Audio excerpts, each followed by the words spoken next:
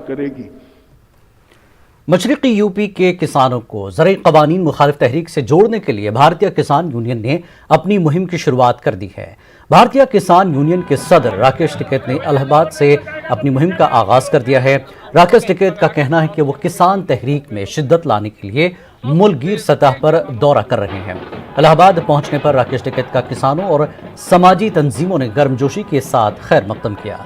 Media से बात करते हुए राकेश टिकैत का कहना था कि बंगाल में होने वाले असेंबली चुनाव में भारतीय किसान यूनियन ज़रई क़वानीन और MSP को एक अहम इशू बनाने की तैयारी कर रही है। दिल्ली सरकार नहीं सुन रही, नई बात मान रही और दिल्ली में सरकार है नहीं, तो हम भी पूरे देश में जाएंगे।